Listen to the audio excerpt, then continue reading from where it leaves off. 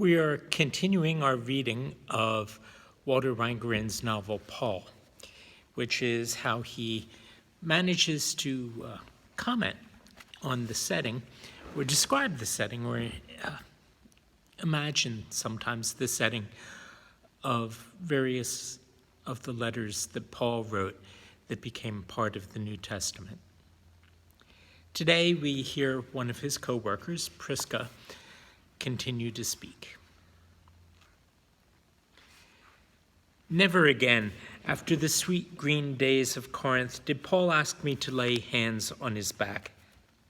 I know I am no healer, either by training or by miracle, but I have been a comforter, both by gift of the Spirit and by the model of my mother. I have, therefore, missed the intimacy. Timothy, too, had lost that office by the time we lived in Ephesus. He, however, didn't miss it. He loved Paul deeply, but he hated to witness his pain, hated even to see, or worse, to touch, the scars that were evidence of the cruelty and his previous punishings. In fact, Paul had found a better healer than either of us, crude bumpkins that we were, and that was a matter for rejoicing. Beloved, beloved, Paul called this new physician, because his ministration truly did relieve the apostle's wretched body. Luke knew what to do. Below the state agora, at its northwest corner, Ephesian doctors can practice their healing arts in 3 small halls, each hall divided into tinier rooms for patients and surgery, bleedings, evacuations, skull cuttings, tooth pullings, that sort of thing. I don't know whether Luke talked Paul into a little surgery of his own, or whether the pain persuaded the patient without Luke's urging, or whether this is a real possibility. Paul thought to honor Luke by trusting his back to the knife in the hand of his friend. I myself find it hard to believe that pain alone would have caused Paul to accept Luke's suggestion. Well, he said often that he carried the death of Jesus in his body, so that the life of Jesus might also be manifest in his body. For death, I think Paul meant the suffering of the severest pain, and for life, the glad endurance of that pain. 2 sides of the same coin. Paul liked these holy conundrums because these human impossibilities, contrarieties that baffled the world, because it was Jesus alone who made them possible. To be struck down, for example, but not destroyed. To be punished to death and yet not dead. Or as Paul cried out in the street one day, "We're dying, dying, and behold, we live."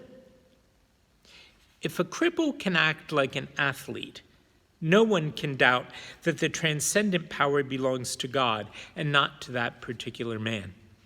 On the other hand, always with Paul, there's the other hand, 3 or 4 other hands. He didn't ask for pain. He didn't like pain. And I heard him once with a hissing disgust curse Satan as the source of his pain. So then, for whatever motive, Paul entered the doctor's rooms with Luke, and Luke cut the back that Timothy and I had massaged with more love than knowledge. They did this 4 times in 4 different regions of the back, removing something and creating 4 new scars, though these were stitched to thin lines where once there had been knots and cruel lumps. Moreover, and this tickles me whenever I imagine the details, Luke talked Paul into taking up a daily pagan practice, bathing. They went together every afternoon to the public baths. They moved together among naked pagans from room to room, warm room, hot room, cold room, and Luke took upon himself the servant's role, washing, scraping, massaging, and oiling the meatless body of our little apostle. Here again, the motive is somewhat ambiguous. That the massage was therapeutic, there is no doubt. But neither is there doubt that Paul emerged from the bathhouse with a dreamy, contented expression on his glistening face, under his few hairs combed thick on his scalp.